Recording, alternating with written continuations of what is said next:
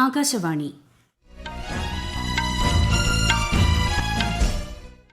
നമസ്കാരം. വാർത്തകൾ വായിക്കുന്നത് Sophia Daniel.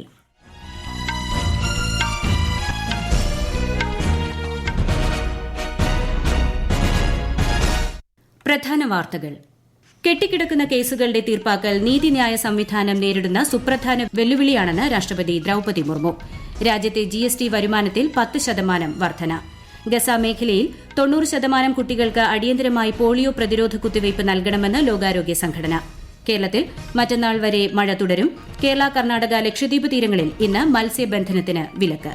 Paris പാരാലിമ്പിക്സിൽ 200 metre T35 ഇനത്തിൽ വെങ്കല മെഡൽ നേട്ടവുമായി ഇന്ത്യയുടെ പ്രീതി പാൽ. വാർത്തകൾ വിശദമായി. കെട്ടിക്കിടക്കുന്ന കേസുകളുടെ തീർപ്പാക്കൽ നീതിന്യായ സംവിധാനം നേരിടുന്ന സുപ്രധാന വെല്ലുവിളിയാണെന്ന് രാഷ്ട്രപതി ദ്രൌപദി മുർമു. കേസുകളിൽ സമയബന്ധിതമായി തീർപ്പ് കൽപ്പിക്കുന്നതിന് അതത് അധികാര സ്ഥാപനങ്ങൾ യോജിച്ചു പ്രവർത്തിക്കണമെന്നും രാഷ്ട്രപതി പറഞ്ഞു. ന്യൂഡൽഹിയിലെ ഭാരത് മണ്ഡപത്തിൽ ജില്ലാ ജുഡീഷ്യറിയുടെ ദ്വിദിന ദേശീയ സമ്മേളനത്തിന്റെ സമാപന ചടങ്ങിനെ അഭിസംബോധന ചെയ്യുകയായിരുന്നു രാഷ്ട്രപതി. സുപ്രീം കോടതി പ്രവർത്തനങ്ങൾ നീതിന്യായ വ്യവസ്ഥയിലുള്ള ജനങ്ങളുടെ വിശ്വാസം വർദ്ധിപ്പിച്ചതായും രാഷ്ട്രപതി പറഞ്ഞു. ചടങ്ങിൽ സുപ്രീം കോടതിയുടെ അധികാരമുദ്രയും പതാകയും രാഷ്ട്രപതി അനാവരണം ചെയ്തു. രാജ്യത്തെ GST വരുമാനം കഴിഞ്ഞ മാസം വരെ 1.75 ലക്ഷം കോടി രൂപയായി. കഴിഞ്ഞ വർഷം ഇതേ കാലയളവിലെ വരുമാനത്തേക്കാൾ 10% വർധന രേഖപ്പെടുത്തിയിരിക്കുന്നത്. മുൻവർഷം ഇത് 1.59 ലക്ഷം കോടി രൂപയായിരുന്നു. റീഫണ്ടുകൾക്ക് മുൻപ് കേന്ദ്ര GST വരുമാനം 30,862 കോടി രൂപയും സംസ്ഥാന GST ഇനത്തിൽ 38,411 കോടി രൂപയുമാണ് ലഭിച്ചത്. ഇറക്കുമതിയിലെ IGSTയും അന്തർ സംസ്ഥാന വിൽപ്പനയും 93,621 കോടി രൂപയിലെത്തി. ആഭ്യന്തര ഇടപാടുകളിൽ നിന്നുള്ള ആകെ വരുമാനം 1.25 ലക്ഷം കോടി രൂപയാണ്. കൌശൽ ഭാരത് കുശാൽ ഭാരത് യോജനയ്ക്ക് കീഴിൽ ഉപഭോക്തൃ സേവന പ്രതിനിധികളെ നിയമിക്കുമെന്ന തരത്തിൽ പ്രചരിക്കുന്ന വാർത്തകൾ വ്യാജമാണെന്ന് കേന്ദ്ര വാർത്താവിതരണ പ്രക്ഷേപണ മന്ത്രാലയം അറിയിച്ചു. പദ്ധതിയിലൂടെ ജനങ്ങൾക്ക് 28,000 രൂപയുടെ ഓണറേറിയം വിതരണം ചെയ്യുമെന്ന റിപ്പോർട്ടുകളും അടിസ്ഥാനരഹിതമാണെന്നും PIB ഫാക്ട് ചെക്ക്. നിയമനങ്ങൾക്ക് മുന്നോടിയായി 1,350 രൂപ രജിസ്ട്രേഷൻ ഫീസ് നൽകണമെന്ന വാർത്തയും മന്ത്രാലയം തള്ളി. ഇന്നലെ ആരംഭിച്ച ദേശീയ പോഷകാഹാര വാരാചരണത്തിന്റെ ഭാഗമായി രാജ്യത്തുടനീളം വിവിധ പരിപാടികൾ പുരോഗമിക്കുന്നു. എല്ലാ വർഷവും സെപ്റ്റംബർ 1 മുതൽ സെപ്റ്റംബർ 7 വരെയാണ് വാരാചരണം സംഘടിപ്പിക്കുന്നത്. സെപ്റ്റംബർ 1 മുതൽ 30 വരെ പോഷണ മാസമായും ആചരിക്കുന്നു. രാജ്യത്തെ എല്ലാ ജനങ്ങളുടെയും, പ്രത്യേകിച്ച് സ്ത്രീകൾ, കുഞ്ഞുങ്ങൾ എന്നിവരുടെ ആരോഗ്യവും ക്ഷേമവും നിലനിർത്തുന്നതിൽ പോഷകാഹാരത്തിന്റെ സുപ്രധാന പങ്കിനെക്കുറിച്ച് അവബോധം വളർത്തുകയാണ് പരിപാടിയിലൂടെ ലക്ഷ്യമിടുന്നത്. വിശദാംശങ്ങളിലേക്ക്. ഫുഡ് ആൻഡ് ന്യൂട്രീഷൻ ബോർഡുമായി സഹകരിച്ച് വനിതാ ശിശുവികസന മന്ത്രാലയം സംഘടിപ്പിക്കുന്ന ഒരാഴ്ച നീണ്ടുനിൽക്കുന്ന പരിപാടിയിലൂടെ ആരോഗ്യകരമായ ഭക്ഷണശീലം പ്രോത്സാഹിപ്പിക്കുകയും പോഷകാഹാരത്തിന്റെ പ്രാധാന്യം എടുത്തുകാട്ടുകയും ചെയ്യുന്നു. രാജ്യത്തുടനീളമുള്ള ഭക്ഷ്യ സംസ്കാരങ്ങളുടെ സമ്പന്നമായ വൈവിധ്യത്തിന്റെ ആഘോഷം കൂടിയാണിത്. എല്ലാവർക്കും പോഷകാഹാരം എന്നതാണ് ഇത്തവണത്തെ പോഷകാഹാര വാരാചരണത്തിന്റെ പ്രമേയം. ശരിയായ പോഷകാഹാരം രാജ്യത്തെ പ്രകാശമാനമാക്കുന്നു എന്ന ആശയത്തെ അധിഷ്ഠിതമാക്കി നിരവധി പരിപാടികളാണ് രാജ്യത്തുടനീളം സംഘടിപ്പിക്കുന്നത്. ഗുരുതരമായ പോഷകാഹാരക്കുറവുള്ള കുട്ടികളെ കണ്ടെത്തുക, പോഷകാഹാരങ്ങളെക്കുറിച്ച് അവബോധം വളർത്തുക, ആരോഗ്യപരമായ പ്രാദേശിക ഭക്ഷണങ്ങൾ പ്രോത്സാഹിപ്പിക്കുക തുടങ്ങിയ പ്രവർത്തനങ്ങൾ കാര്യക്ഷമമായി നടത്തി ആരോഗ്യമുള്ള തലമുറയെ വാർത്തെടുക്കാനാണ് കേന്ദ്ര സർക്കാർ ശ്രമിക്കുന്നത്. പോഷൺ ഭി പഠായി ഭി എന്ന സന്ദേശം മുൻനിർത്തി എല്ലാ അങ്കണവാടികളിലും നാളെ മുതൽ ന്യൂട്രീഷൻ പ്രതിജ്ഞയെടുക്കും. News desk, Akashvani. BJPയുടെ അംഗത്വ വിതരണ പദ്ധതിയായ സത്സ്യത അഭിയാൻ 2024 ഇന്ന് ഡൽഹിയിൽ തുടക്കമാകും. പാർട്ടി അധ്യക്ഷൻ JP നഡ്ഡയിൽ നിന്ന് പ്രധാനമന്ത്രിയും മുതിർന്ന BJP നേതാവുമായ നരേന്ദ്രമോദി അംഗത്വം പുതുക്കി സർട്ടിഫിക്കറ്റ് കൈപ്പറ്റുന്നതോടെയാണ് ക്യാമ്പയിൻ ആരംഭിക്കുന്നത്. ഈ മാസം 25 വരെയാണ് പദ്ധതിയുടെ ആദ്യഘട്ടം. നിലവിലുള്ള എല്ലാ അംഗങ്ങളും ഈ അവസരത്തിൽ അംഗത്വം പുതുക്കേണ്ടതാണ്. 5 മുതൽ 6 വർഷം വരെ കൂടുമ്പോഴാണ് BJPയുടെ അംഗത്വം പുതുക്കൽ പദ്ധതി നടക്കുന്നത്.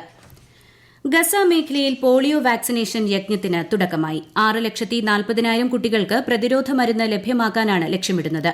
വാക്സിനേഷനായി ദിവസവും 8 മണിക്കൂർ നേരത്തേക്ക് വെടിനിർത്തലിന് ധാരണയായി. ഗസയിലുടനീളം 3 വ്യത്യസ്ത മേഖലാടിസ്ഥാനത്തിൽ 3 ദിവസം യുദ്ധം നിർത്തിവെക്കാനാണ് ഇസ്രായേൽ സൈന്യവും ഹമാസും ധാരണയിലെത്തിയത്. 10 വയസ്സിന് താഴെയുള്ള 90% കുട്ടികൾക്കെങ്കിലും ചുരുങ്ങിയ സമയത്തിനുള്ളിൽ പ്രതിരോധ കുത്തിവയ്പ് നൽകണമെന്ന് ലോകാരോഗ്യ സംഘടന നിർദ്ദേശിച്ചു. ഇറാനിയൻ പ്രസിഡന്റ് ഇബ്രാഹിം റൈസിയും വിദേശകാര്യമന്ത്രിയും കൊല്ലപ്പെട്ട ഹെലികോപ്റ്റർ അപകടത്തിന് കാരണം മോശം കാലാവസ്ഥയാണെന്ന് പ്രാഥമിക കണ്ടെത്തൽ. അപകടത്തെക്കുറിച്ച് അടുത്തിടെ നടത്തിയ അന്വേഷണത്തിന്റെ കണ്ടെത്തലുകൾ ഉൾപ്പെടുത്തി സേനാ വിഭാഗങ്ങളുടെ ജനറൽ സ്റ്റാഫ് അന്തിമ റിപ്പോർട്ട് സമർപ്പിച്ചു. സാങ്കേതിക തകരാർ, അട്ടിമറി എന്നീ കാരണങ്ങൾ അന്വേഷണ സംഘം തള്ളി. കാലാവസ്ഥയിൽ പെട്ടെന്നുണ്ടായ മാറ്റങ്ങൾ അപകടത്തിലേക്ക് നയിച്ചെന്നാണ് കണ്ടെത്തൽ. വന്ദേ ഭാരത് സ്ലീപ്പർ ട്രെയിൻ അടുത്ത ഏതാനും ദിവസങ്ങൾക്കുള്ളിൽ പരീക്ഷണ ഓട്ടം നടത്തുമെന്ന് കേന്ദ്രമന്ത്രി അശ്വിനി വൈഷ്ണവ്. 3 മാസത്തിനുള്ളിൽ യാത്രക്കാർക്ക് ഇതിന്റെ പ്രയോജനം ലഭിക്കുമെന്നും അദ്ദേഹം പറഞ്ഞു. ബംഗളൂരുവിലെ BEML-ൽ സ്ലീപ്പർ കോച്ച് ഉൾപ്പെടുത്തി പുതുതായി നിർമ്മിച്ച വന്ദേ ഭാരത് ട്രെയിൻ സന്ദർശിക്കുകയായിരുന്നു അദ്ദേഹം. ഈ വാർത്തകൾ ആകാശവാണിയിൽ നിന്ന്. ഇന്ന് ലോക നാളികേര ദിനം. സർക്കുലർ സമ്പദ്വ്യവസ്ഥയ്ക്കായി നാളികേരത്തിന്റെ മൂല്യം പരമാവധി വർദ്ധിപ്പിക്കുന്നതിന് കൂട്ടായ്മകൾ കെട്ടിപ്പടുക്കുക എന്നതാണ് ഇത്തവണത്തെ ദിനാചരണ സന്ദേശം. നാളികേര വികസന ബോർഡിന്റെ ആഭിമുഖ്യത്തിൽ സംഘടിപ്പിക്കുന്ന പരിപാടി കൊച്ചിയിൽ മന്ത്രി P. രാജീവ് ഇന്ന് ഉദ്ഘാടനം ചെയ്യും. 500ഓളം കർഷകരും സംരംഭകരും പരിപാടിയിൽ പങ്കെടുക്കും. കനത്ത മഴയുടെ പശ്ചാത്തലത്തിൽ പ്രധാനമന്ത്രി നരേന്ദ്രമോദി ആന്ധ്രാപ്രദേശ്, തെലങ്കാന മുഖ്യമന്ത്രിമാരുമായി സംസാരിച്ചു. ഇരു സംസ്ഥാനങ്ങളിലെയും സ്ഥിതിഗതികൾ അദ്ദേഹം ചോദിച്ചറിഞ്ഞു. വെള്ളപ്പൊക്ക ദുരിതം മറികടക്കാൻ കേന്ദ്രത്തിൽ നിന്ന് സാധ്യമായ എല്ലാ സഹായവും പ്രധാനമന്ത്രി ഉറപ്പു നൽകി. ശക്തമായ മഴയെ തുടർന്ന് ഗുജറാത്തിലുണ്ടായ നാശനഷ്ടങ്ങൾ വിലയിരുത്താൻ കേന്ദ്ര ആഭ്യന്തര മന്ത്രാലയം മന്ത്രിതല സംഘത്തിന് രൂപം നൽകി.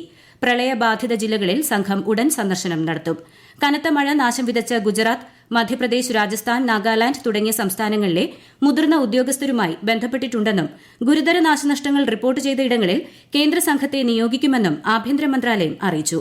ദുരിതബാധിത സംസ്ഥാനങ്ങൾക്ക് സാധ്യമായ എല്ലാ സഹായവും കേന്ദ്രം ഉറപ്പുവരുത്തുമെന്നും മന്ത്രാലയം വ്യക്തമാക്കി.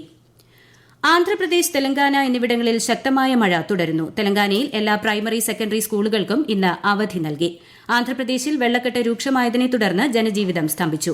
ഇരു സംസ്ഥാനങ്ങളിലും വെള്ളപ്പൊക്ക ദുരിതാശ്വാസത്തിനും രക്ഷാപ്രവർത്തനത്തിനുമായി ദേശീയ ദുരന്ത നിവാരണ സേനയുടെ 26 സംഘങ്ങളെ വിന്യസിച്ചിട്ടുണ്ട്.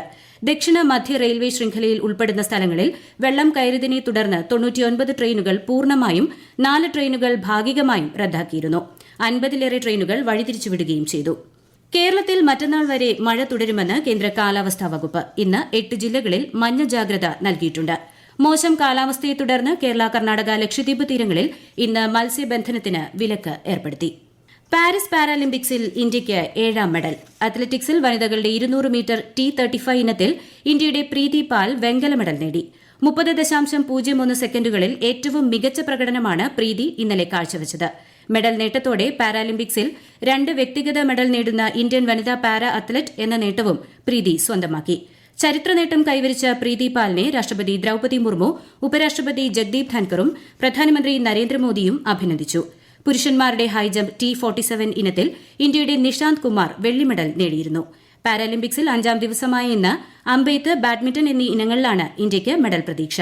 മെഡൽ പട്ടികയിൽ ചൈനയാണ് മുന്നിൽ. ഇന്ത്യ 27ാം സ്ഥാനത്താണ്. വയനാട് ഉരുൾപൊട്ടൽ ദുരന്തം അതിജീവിച്ച മുണ്ടക്കൈ, ചൂരൽമല സ്കൂളുകളിലെ വിദ്യാർത്ഥികളുടെ പുനഃപ്രവേശനോത്സവം ഇന്ന് നടക്കും. മേപ്പാടി ഗവൺമെന്റ് ഹയർ സെക്കൻഡറി സ്കൂളിൽ മന്ത്രി V. ശിവൻകുട്ടി പരിപാടി ഉദ്ഘാടനം ചെയ്യും. Vellarmala GVHSS Meppadi government higher secondary സ്കൂളിലും മുണ്ടക്കൈ GLP സ്കൂൾ മേപ്പാടി ഗ്രാമപഞ്ചായത്ത് കമ്മ്യൂണിറ്റി ഹാളിലുമാണ് പ്രവർത്തിക്കുക. മുതിർന്ന മാധ്യമപ്രവർത്തകനും എഴുത്തുകാരനുമായ ഉമേഷ് ഉപാധ്യായയുടെ നിര്യാണത്തിൽ പ്രധാനമന്ത്രി നരേന്ദ്രമോദി അനുശോചനം രേഖപ്പെടുത്തി. ഡൽഹിയിലെ വസന്ത് കുഞ്ചിൽ നിർമ്മാണത്തിലിരിക്കുന്ന കെട്ടിടത്തിന്റെ 4ാം നിലയിൽ നിന്ന് വീണതിനെ തുടർന്നായിരുന്നു അദ്ദേഹത്തിന്റെ അന്ത്യം. ഉമേഷ് ഉപാധ്യായയുടെ വിയോഗം മാധ്യമലോകത്തിന് നികത്താനാവാത്ത നഷ്ടമാണെന്ന് പ്രധാനമന്ത്രി സമൂഹമാധ്യമത്തിൽ കുറിച്ചു. പോസിറ്റീവായി കൂടി ചിന്തിക്കേണ്ട മേഖലയാണ് സിനിമയെന്ന് Goa governor PS Sreedharan Pillai. PV Swami memorial industrial and socio cultural award Gokulam ഗോപാലിന് കോഴിക്കോട് സമ്മാനിക്കുകയായിരുന്നു അദ്ദേഹം. കുറ്റക്കാരെ വ്യവസ്ഥാപിത മാർഗത്തിലൂടെ ശിക്ഷിക്കാനും മാറ്റിയെടുക്കാനും സാധിക്കണമെന്നും സിനിമാ മേഖലയുടെ പ്രവർത്തനത്തെ ബാധിക്കാത്ത തരത്തിലായിരിക്കണം ഉദ്യമങ്ങളെന്നും ശ്രീ ശ്രീധരൻപിള്ള പറഞ്ഞു. 6 ബംഗ്ലാദേശി വിദ്യാർത്ഥി നേതാക്കൾക്ക് ഇന്ത്യയിലേക്ക് പ്രവേശനം നിഷേധിച്ചെന്ന വാർത്ത വ്യാജമാണെന്ന് വിദേശകാര്യ മന്ത്രാലയം. ഇത്തരത്തിൽ ഒരു വിലക്ക് ഇന്ത്യ ഏർപ്പെടുത്തിയിട്ടില്ലെന്ന് മന്ത്രാലയം അറിയിച്ചു. പ്രധാന വാർത്തകൾ വീണ്ടും. കെട്ടിക്കിടക്കുന്ന കേസുകളുടെ തീർപ്പാക്കൽ നീതിന്യായ സംവിധാനം നേരിടുന്ന സുപ്രധാന വെല്ലുവിളിയാണെന്ന് രാഷ്ട്രപതി ദ്രൌപതി മുർമു. രാജ്യത്തെ GST വരുമാനത്തിൽ 10% വർധന. ഗസ മേഖലയിൽ 90% കുട്ടികൾക്ക് അടിയന്തരമായി പോളിയോ പ്രതിരോധ കുത്തിവയ്പ് നൽകണമെന്ന് ലോകാരോഗ്യ സംഘടന. കേരളത്തിൽ മറ്റന്നാൾ വരെ മഴ തുടരും. കേരള, കർണാടക, ലക്ഷദ്വീപ് തീരങ്ങളിൽ ഇന്ന് മത്സ്യബന്ധനത്തിന് വിലക്ക്. പാരീസ് പാരാലിമ്പിക്സിൽ 200 മീറ്റർ T35 ഇനത്തിൽ വെങ്കല മെഡൽ നേട്ടവുമായി ഇന്ത്യയുടെ പ്രീതി പാൽ. വാർത്തകൾ കഴിഞ്ഞു. അടുത്ത വാർത്താ പ്രക്ഷേപണം ഉച്ചയ്ക്ക് 12:30.